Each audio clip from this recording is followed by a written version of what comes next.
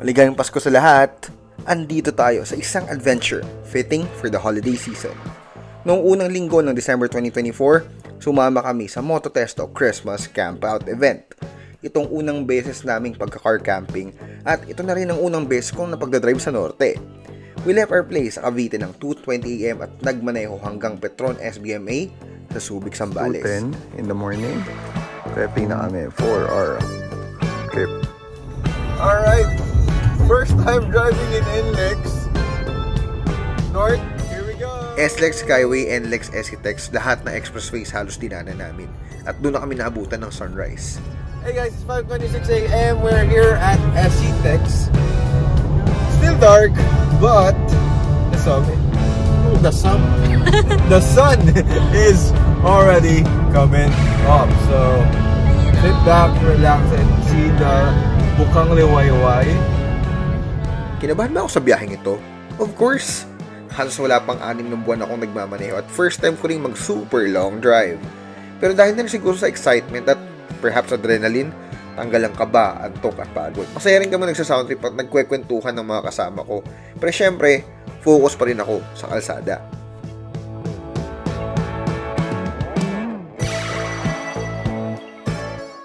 Matapos ang mahigit 3 oras na pagmamaneho, narating rin namin ang Subic, Zambales.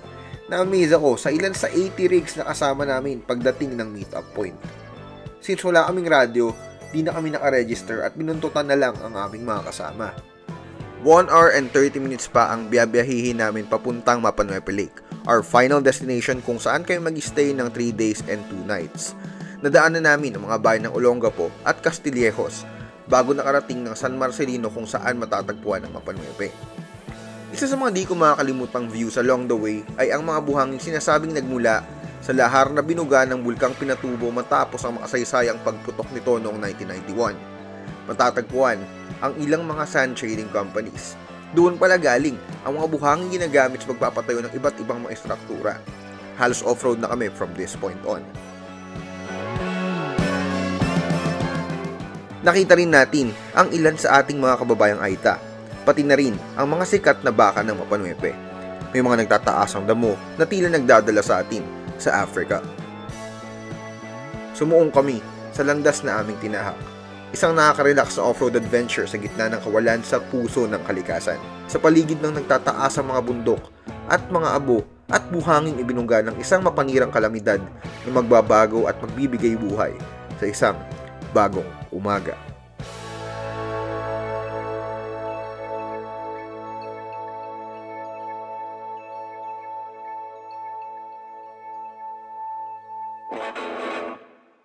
Hey guys, so we're here na, finally, after almost, I don't know, like, almost 6-hour drive.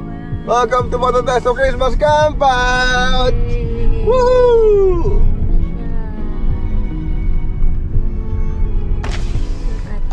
At ayun na nga, we arrived at the campsite. We set up our Darche awning tent, portable gas stove, pati na rin ang aming mga camping chairs. Ang sarap mag-relax at magpahinga after such a long adventure na super worth it. Malamig ang simoy ng hangin, perfect for the Christmas vibes. Nabilib kami na mas makita rin up close ang mga nagagandahang rig ng ilang mga batak na sa overlanding. Nagkabit na rin ang iba ng mga Christmas decorations sa kanilang mga sasakyan at campsite. Given na may mga iba't ibang pakulo sa Christmas campout na ito, including the rigs with the best lighting and Christmas decorations. Kinahapunan, nagsimula na ang program as part ng event na ito. Isang malaking shoutout sa lahat ng mga organizers, especially ang Mototesto Overland Equipment Philippines nila Mr. Tim and Miss Janice Tuwason, Kyle Esteban, The Lost Boys, and Bonnie's on the Go nila Mr. Joe and Miss Rica Peralejo Bonifacio.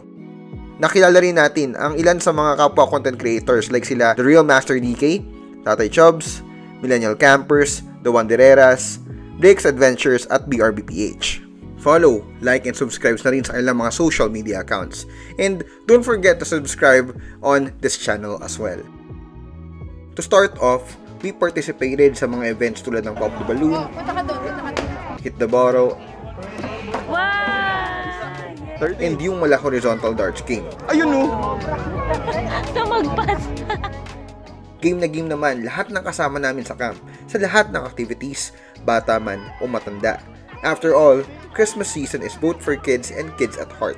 At sinasabing one of the objectives rin ng event na ito ay ang pagbubuo ng idea na ang camping at overlanding ay isang activity na pwede rin para sa buong pamilya.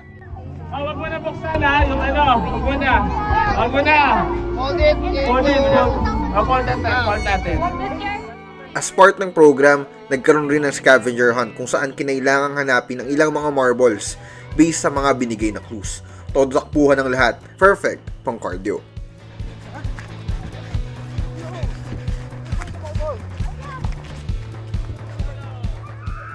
Sa kasawiang palad, di tayo nakapasok sa first 4 teams na nakahanap ng marbles. Next game ay ang tug of war comprised of 2 adults and 3 kids.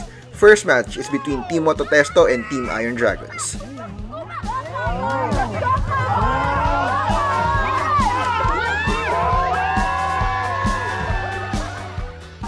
After matalo ng Team Mototesto, nag-usap-usap kami sa team namin ng Kiddos and DK kung paano ang strategy namin. Ang plot twist, may extraordinary member ang mga kalabang team namin. Isang personnel mula sa Bureau of Fire Protection.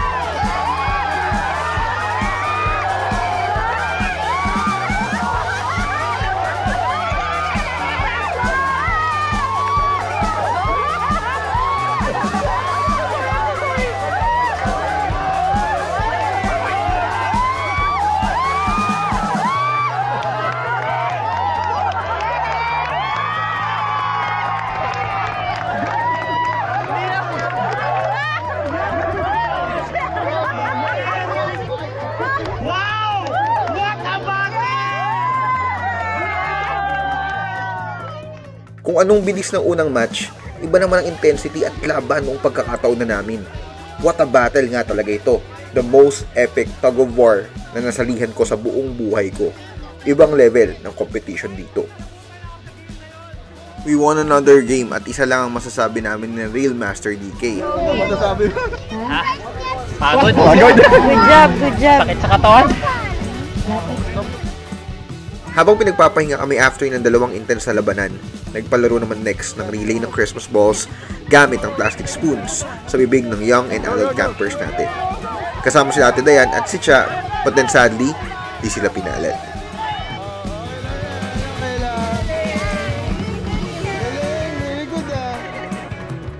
And now, the championship match.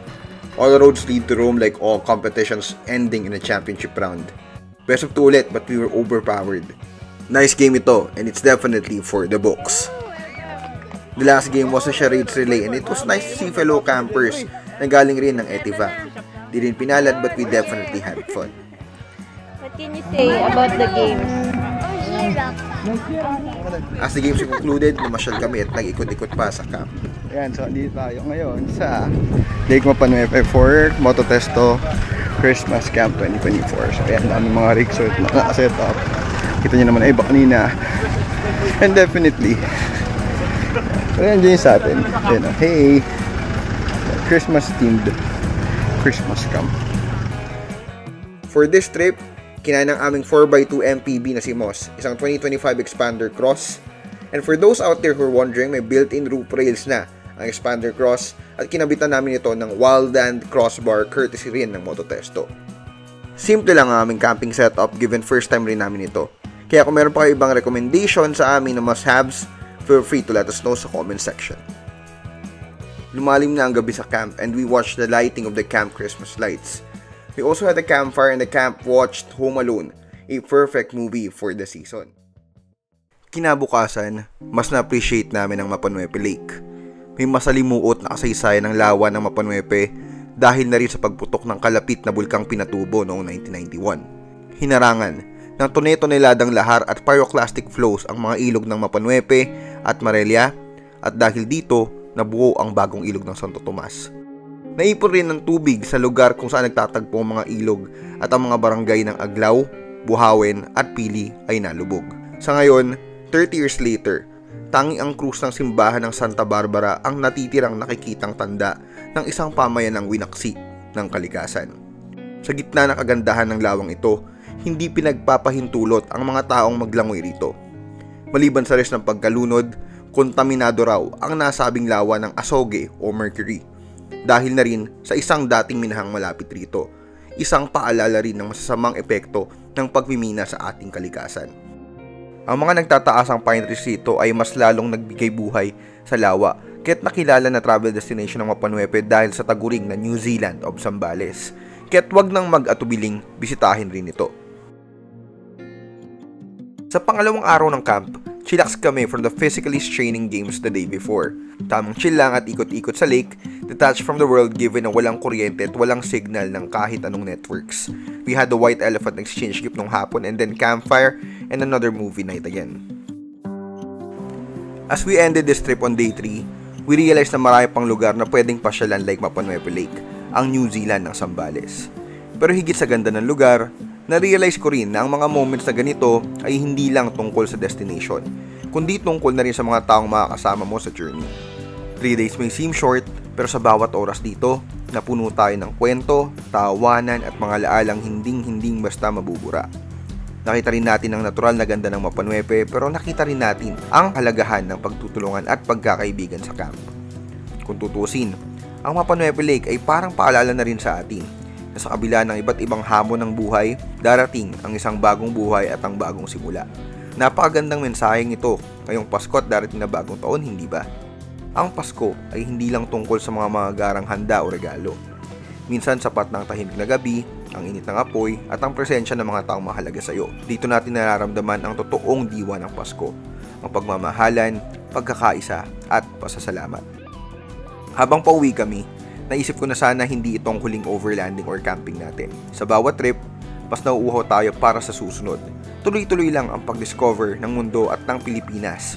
One journey and story at a time. Sa pagtatapos ng 2024, dala kong leksyong natutunan sa biyaheng ito at ang mga paalala ng kalikasan na magpakatatag, maging bukas sa pagbabago at ipagdiwang ang mga simpleng bagay. Kaya hanggang sa susunod nating paglalakbay, samahan niyo ako upang mas tuklasin pa natin ang ganda ng Pilipinas at mundo. Don't forget to like, share, and subscribe. Muli, isang maligayang Pasko para sa lahat. Ito muli si Wald Santos, kasama nyo sa biyahe ng buhay at nagpapaalalang sa bawat biyahe, may bagong kwento. Salamat sa inyong pagsuporta at kita-kits sa 2025.